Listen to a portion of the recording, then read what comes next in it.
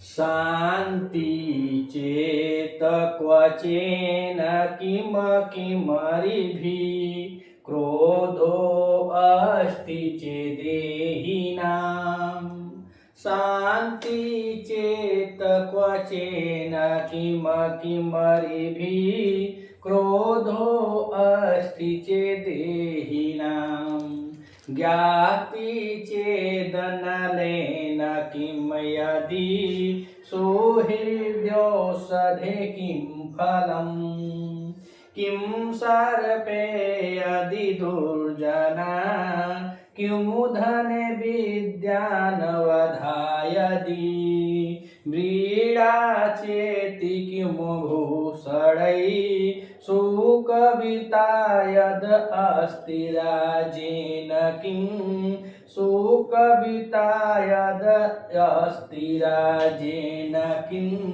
तो अब भर्तृहरि जी विद्या की महिमा को बता रहे हैं कि जो विद्या की प्रधानता है वो कितनी प्रधान होती है और विद्या मनुष्य को क्या क्या कैसे कैसे गुणवान शीलवान बनाता है। तो कह रहे हैं कि देहिनाम, देहिना मतलब जो शरीरधारी होते हैं और यह षष्ठी से षष्ठी का है और यहाँ पे षष्ठी का बहुवचन भी लगा हुआ है।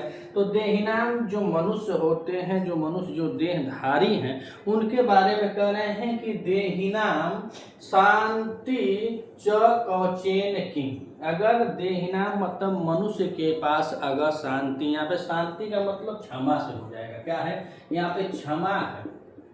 और यहाँ पे कह रहे हैं देहिनाम, देहिनाम माने शरीर धारिणी, शरीरधारी, जो शरीरधारी की है जैसे हम आप है। तो ये बता रहे कि जो मनुष्य हैं और मनुष्य के पास कह रहे हैं कि शांति है। तो कह रहे हैं किम कवचेन, तब किस कवचेन माने कुछ कवच की आवश्यकता ही नहीं उनको है। कवच पहले जो राजा महाराजा हुआ करते थे तो लोग आज जैसे बुलेट प्रूफ जैकेट वगैरह पहनते हैं प्राण बचाव के लिए, उसी प्रकार से उस समय जो योद्धा थे भाला तलवार से लड़ते थे तो वह एक कवच पहनते थे लोहे का, और लोहे के कवच में कम से कम वहाँ पे 2 किलो 4 किलो 10 किलो जैसे जिसकी क्षमता थी उससे पूरे बॉडी को बांध दिया जाता था। तो ये कह रहे हैं कि अगर आपके पास क्षमा है, आप क्षमाशील हैं, प्राणी हैं, शरीरधारी हैं, और जब शरीरधारी हैं तो आपके अंदर अगर क्षमा ऐसा गुण है, अगर आपके अंदर क्षमा है तो कह रहे हैं कि यहाँ पे दिए हैं अस्ति। तो कह रहे हैं कि देहिनाम क्षमा अस्ति। अगर देहधारी मनुष्य के अंदर अगर क्षमा है तो कह रहे हैं किम कवचेन, तो कवच की क्या आवश्यकता है? कवच की कोई आवश्यकता ही नहीं है। कवच की आवश्यकता उनको है जो मार झगड़ा इत्यादि करते हैं। आप किसी को मारेंगे 4 दिन तो वो भी आपको पाएगा तो एक दिन जरूर मारेगा, बहुत कमजोर रहेगा तब वो मार देगा। उसी को कह रहे हैं कि देहनाम जो शरीरधारी हैं और उनके पास कह रहे हैं कि शांति चेत,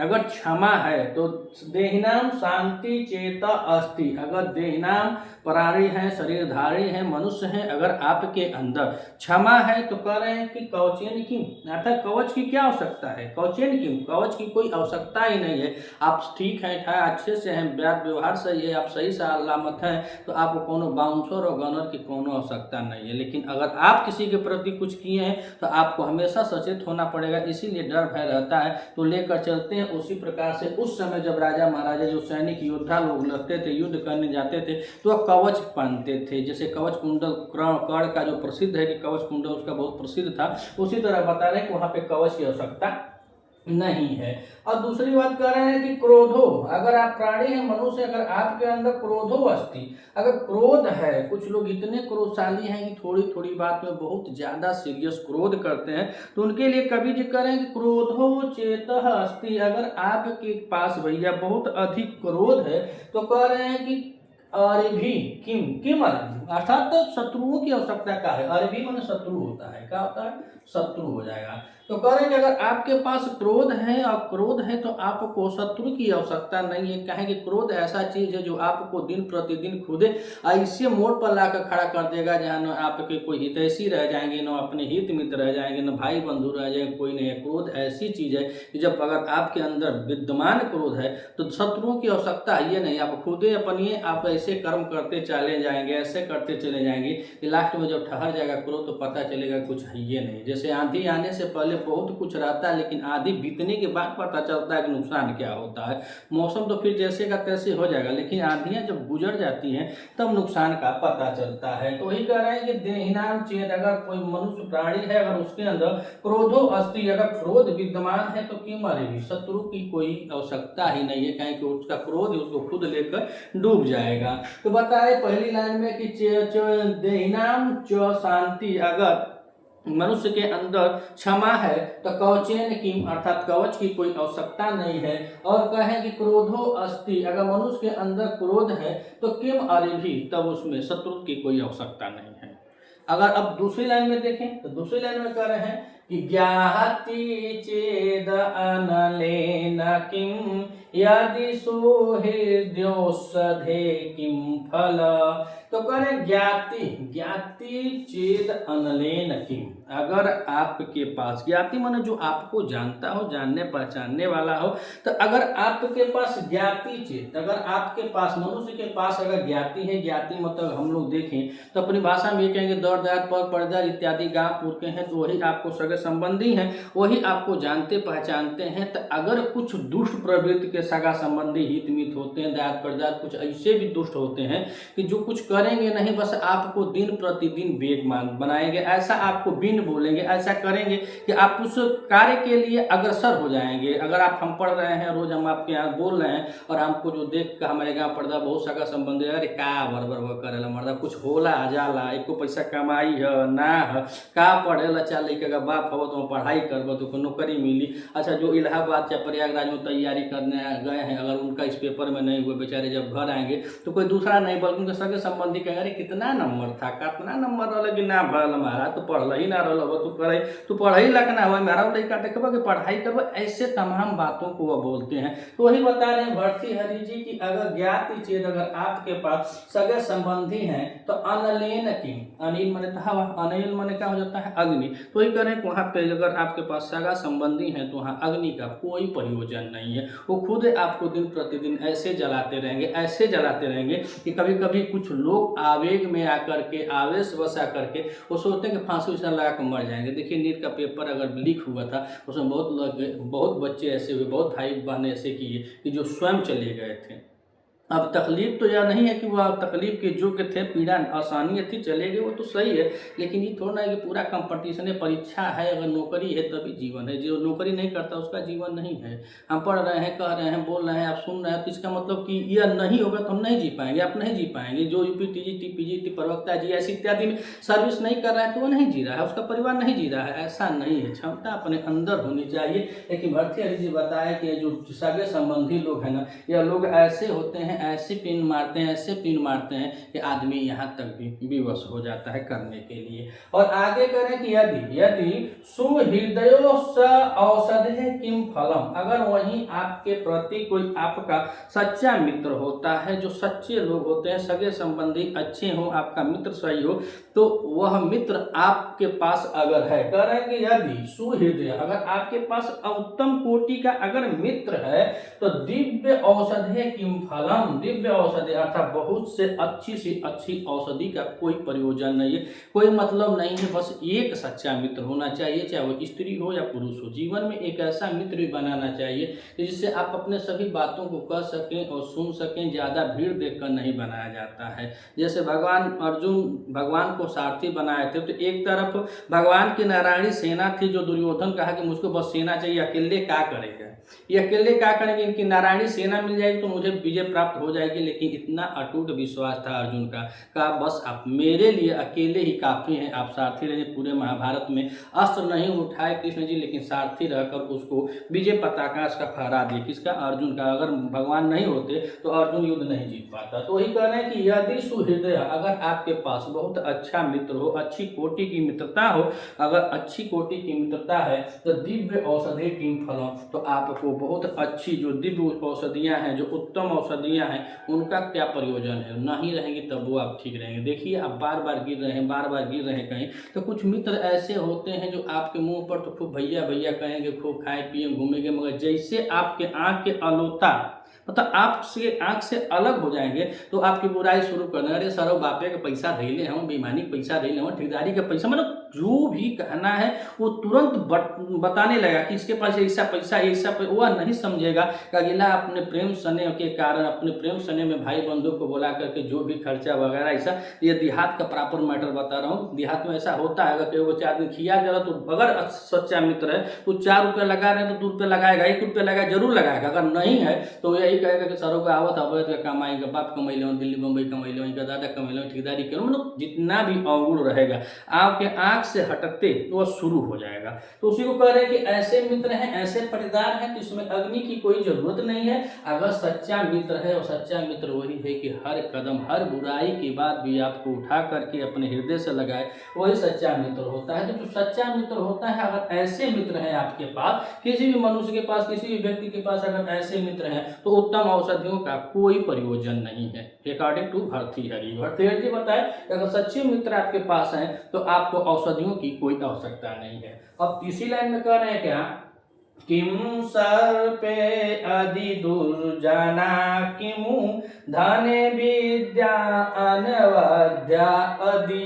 तो कह रहे हैं कि किम सर्पे अधि दुर्जना, अगर दुर्जन लोग हैं तो कह रहे हैं कि किम सर्पे, अर्थात सर्प के बारे में बताते हुए बताएं कि यदि दुर्जन व्यक्ति हैं, तो कह रहे हैं कि यदि दुर्जना संति, आपके साथ, आपके संबंध में, आपकी मित्र मंडली में, आपके उठना बैठना, जहां आपका समाज, जिस समाज से आप ताल्लुकात रखते हैं, अगर उस ताल्लुकात में आपके प्रति अगर वहां पे दुर्जन व्यक्ति हैं, तो किम सर्पे, तो सांप की क्या आवश्यकता है? सांप की कोई आवश्यकता नहीं है। सांप का काटा हुआ तो बच भी जाता है, लेकिन दुर्जन व्यक्तियों का डसा हुआ कभी, मनुष्य का काटा हुआ मनुष्य पानी नहीं मांग सकता है, लेकिन सांप का काटा हुआ आदमी बच सकता है। अगर उसको ले जाके पूरा नाजा काट ले तो भी वो बच जाएगा। मुरली वाले आते हैं ना, वो अभी आएंगे बचाने, अगर घंटा बाद आएंगे तब वो आदमी बच सकता है। सही समय पर ट्रीटमेंट हो जाए, दवा हो जाए, वह बच सकता है भैया। लेकिन भर्तृहरि जी कह रहे हैं कि यदि दुर्जना संति, अगर आपके पास दुर्जन लोग हैं, और दुर्जन लोग हैं, देखिए यही पर चलेंगे तो इसी में नीति शतक में बताया कि संगति क्या नहीं करती है। तो संगत हर प्रकार से मनुष्य की भलाई ही करती है, लेकिन डिपेंड क्या होता है कि आप किस संगत में हैं, किस संगत में है। वही कहने कि यदि संगत दुर्जनों की है तो आपको सर्प की आवश्यकता नहीं है, सर्प की आवश्यकता आपको पड़बे नहीं करेंगे। इंपॉर्टेंट चीज़ यह है कि आप उठते कहाँ हैं, बैठते कहाँ हैं, किस समाज में है, यह बहुत महत्वपूर्ण होता है। देखा जाए अगर सोनार के कांटा पर, जिसे तोलते हैं, अगर सोनार के कांटा पर एक मक्खी बढ़ जाए तो 20-25 हज़ार का अंतर आ जाएगा, तुरंत आ जाएगा। अगर वही मक्खी ना, सहपरिवार मक्खी अगर सब्जी वाले कांटा पर पड़ जाए तो 2 पैसा का कोनो फर्के नहीं पड़ेगा। तो संगत मक्खी एक ही है, बस संगत है कि आप बैठते कहाँ हैं, किस गुड़ में है। सोनार की दुकान में बैठे हैं तो देखिए आपकी कीमत कैसे होती है, टच मात्र से 20-25 हज़ार बढ़ जा रहा है। और वही सब्जी वाले की दुकान में चल जाएंगे तो आपको ध्यान नहीं देगा। अकेले बैठे हैं, कुटुंब परिवार सहित बैठे, कोनो फर्के नहीं है। अगर सोनार के कांटा में बस एक मक्खी बढ़ जाए तो आपको फर्क पड़ सकता है। तो उसी को कह रहे हैं कि यदि दुर्जन, अगर आपकी संगत दुर्जन लोगों के बीच में है तो आपको सांप की जरूरत नहीं कि आपको सांप काटे। आप तो खुद दिन पर दिन एकदम सीधे एकदम अपने पतन की तरफ जाते रहेंगे, धीरे धीरे धीरे धीरे। बताया जाता है लव इज स्वीट पॉइजन, ना जैसे लव इज स्वीट पॉइजन होता है उसी तरह संगत होती है। अगर अच्छी संगत में आपका ताल्लुकात है तो प्रतिदिन आप विकास की दर पर बढ़ते जाएंगे। अगर संगत सही नहीं है तो देखने में तो बहुत प्रिय होंगे, हितैषी, जो किरातार्जुनीय नेचर बता रहा था कि जो मधुकर और प्रेम युक्त वाणी हो बहुत ही दुर्लभ होती है। जो हितैषी लोग होते हैं कड़वे वचन ही बोलते हैं, लेकिन जब दुर्जन लोग के कोटि में रहेंगे, दुर्जन के समाज में रहेंगे, दुर्जन के बीच में आप रहेंगे तो वह मीठ मीठ बोलेंगे, बड़ा धीरे धीरे धीरे धीरे आपको पतन की तरफ लेकर जाएंगे। और जब आपका पतन हो जाएगा तब पता चलेगा, तब आपकी मूर्छा छूटेगी, यदि बाप रे बाप हम कहाँ आ गए। तो कह रहे हैं कि यदि दुर्जन अगर ऐसे दुर्जनों की संगत में है तो किम सर्प, सांप की कोई आवश्यकता नहीं है। और आगे कहा कि किमु धन विद्या अनवद्या, यदि कह रहे हैं कि यदि अनविद्या विद्या अस्ति, तो अगर आपके पास अनवरत, अनविद्या विद्या कह रहे हैं ना कि अनविद्या विद्या, अगर आपके पास अनवरत निरंतर सुचारू और सही रूप से विद्या है, ज्ञान है, तो कह रहे हैं कि धन है की, तब धन की क्या आवश्यकता। जो विद्या आपके पास है, ज्ञान है, सुचारू रूप से सही है, किसी भी विषय में है, किसी भी क्षेत्र में है, अगर आपके पास ज्ञान है, विज्ञान है, विशेष ज्ञान है, आपके पास विद्या है, गुण है, तो आपको क्या कह रहे हैं कि धन का कोई प्रयोजन नहीं होता है। चाहे आप गाना गाते हो, चाहे आप तबला वादक हो, ढोल वादक हो, वेल्डर हो, ड्राइवर हो, चाहे गीत संगीत में नृत्य करते हो, चाहे किसी भी कला में हो, चाहे बहुत बड़े मास्टर हो, जैसे भी हो, मगर अगर आपके पास अगर विद्या है तो उसमें आपका धन का कोनो वैल्यू नहीं है। यहाँ पे देखिए इसमें कोचिंग वोचिंग वाले कितने भी सर जी लोग पढ़ाते पढ़ाते हम लोग का सबका सहयोग भी कर रहे हैं। उसके बाद उनकी देखा जाए नेटवर्क तो 400 करोड़, 500 करोड़, 800 करोड़, ऐसे ऐसे हम लोगों के टीचर लोग हैं, गुरुजन लोग हैं। तब यह नहीं कर रहे कि उनका पैसा अवैध रूप से आ रहा है, चाहे 2 नंबर से आ रहा है, 4 नंबर से, यह नहीं कर रहे हैं। लेकिन देखिए यहाँ पे वही बता रहे हैं कि अगर आपके पास ज्ञान है, अनविद्या विद्या है, अगर हुनर है, ढंग है, ज्ञान है, तो धन की कोई मतलब नहीं, धन का कोई प्रयोजन नहीं है। जहाँ ज्ञान होता है वह खुद ही पैसा को खींच खींच कर लाता है, पैसा को खींच खींच कर लाता है। इसीलिए बताया कादम्बरी में सुखना सुपदेश में बताया गया है कि जो लक्ष्मी है ना वह सरस्वती वालों से बहुत घृणा करती है। जिसके पास ज्ञान रहता है उसके पास रुपया पैसा जाता नहीं है, लक्ष्मी उनको पसंद नहीं करती है। तो कहेगी यदि अनविद्या विद्या धने की, अगर आपके पास सुचारू रूप से पर्याप्त ज्ञान है, किसी भी लाइन का बहुत अच्छा ज्ञान है, तो आपका धन का कोई प्रयोजन नहीं है। क्यों धन का कोई प्रयोजन नहीं है। अब नीचे कहे कि वीड़ा चेती कामो भूषणई। अब बता रहे हैं कि वीड़ा मतलब अब होता है लज्जा। क्या होता है? लज्जा। अगर आपके पास लज्जा है, हया है, शर्म है, तो बता रहे हैं कि उसके आगे कह रहे हैं कि किम आभूषण है, उसके आगे कोई आभूषण की आवश्यकता नहीं होती है। अगर आप किसी भी मतलब जहाँ से भी हैं, जैसे भी किसी भी समाज से आते हैं, अगर आपके अंदर विनम्रता है, नम्रता है, लज्जाशील है, अगर आपको किसी छोटे बड़े सबका पर्दा करते हैं, सबसे शर्माते हैं कि भैया हम चाचा हूँ, अदब है, डर है, लाज है, अगर वह सब आपके अंदर है तो भूषण की, आपको आभूषण की कोनो आवश्यकता नहीं है। कहने का मतलब है कि गले में खूब मोटे मोटे सोने का चैन पहनने, हाथे में हीरा का अंगूठी पहनने और खुद अपने बाप से बोलने का आपके पास तरीका नहीं है, तो वह क्या है? व्यर्थ है। इसीलिए कह रहे हैं कि जिसके पास बीड़ा में लज्जा, जिसके पास लज्जा नहीं, ज्ञान नहीं, हुनर नहीं है। गांव में चाचा हैं, भैया हैं, शहर को तो हम लोग देखे नहीं हैं, लेकिन गांव में पूरा गाँव में चाचा भैया दादा आजा लोग रहते हैं, सबसे एक दूसरे से ब्लड रिलेटिव हैं, चाचा हैं, काका हैं, पितिया हैं, ऐसे चलता है। और आप चाहे जितना भी जमीन, अगर जितना भी अगर अमीर हो जाए, बहुत अमीर हो जाए, अगर आपका बोल वचन रहन सहन नहीं ठीक है तो समझ जाए कि आप क्या है, कोनो लायक नहीं है। अगर आप बहुत गरीब हैं और आपके पास यह सील है, सुबह साँझ उठ के काका भैया बाबा चाचा पलगी चिरंजी बात पीछा बहुत सही है, आप निर्धन भी है, असहाय भी हैं, अगर आपके तन पर फाटा कपड़ा भी है, लेकिन इस समाज में आपको किसी आभूषण की आवश्यकता नहीं है। लोग जानेंगे कि हाँ क्या चीज़ था, नहीं था, कैसे था, नहीं था। वैसे तो यह मृतलोक है, जीते जी यहाँ पे किसी को कोई सम्मान नहीं मिला, चाहे गौतम बुद्ध हो, जीसस क्राइस्ट हो, गुरुदेव हो, B.R. अम्बेडकर हो, चाहे जो भी हो, जीते जी, चाहे रैदास हो, कबीर हो, जीते जी यहाँ किसी को भी सम्मान नहीं मिला। यह नियति का खेल है। जब आप नहीं रहेंगे तो कोई भारत रत्न से, तो कोई पद्म भूषण से, तो कोई भगवान हो गया, कोई जीसस हो गया, बहुत बड़े बड़े लोग हो गए, लेकिन मरने के बाद जीते जी कुछ नहीं हुआ। तो वही करेंगे बीड़ा किम चित बीड़ा चेत भूषण क्यों। अगर आपके पास लज्जा है तो भैया आपको आभूषण की आवश्यकता नहीं है। और करें कि सुकविता यदस्ति राज्येन की, राज्येन की, अगर आपके पास सुकविता, देखिए भर्तृहरि जी हैं, और भर्तृहरि जी बहुत बड़े राजा थे, बहुत अच्छे प्रसिद्ध राजा थे, और राजा होने के बाद ये अपनी पत्नी के प्रेम में इतना प्रेमी हो गए, इतना प्रेमी हो गए कि ये श्रृंगार शतक इनकी रचना है, नीति शतक इनकी रचना है। और अंत में बताएगा कि सुकविता, अगर आपको कविता करना आता है, ज्ञान है, ज्ञान का विस्तार आ रहा है, आप ज्ञान के विस्तार को बढ़ा सकते हैं, तो कह रहे हैं कि किम यदि सुकविता अस्ति, अगर आपके पास अगर सुकविता करने का हुनर है बाबू, तो राज्य निकीम, तो राज्य का कोनो मतलब ही नहीं है। कहेंगे जो इसके राइटर हैं खुदे राजा थे, और राजा होने के साथ साथ जब वह राजा से हट गए, जब उनको ज्ञान हो गया, तो कह रहे हैं कि जब आपके अंदर काव्य करने की शक्ति आ जाती है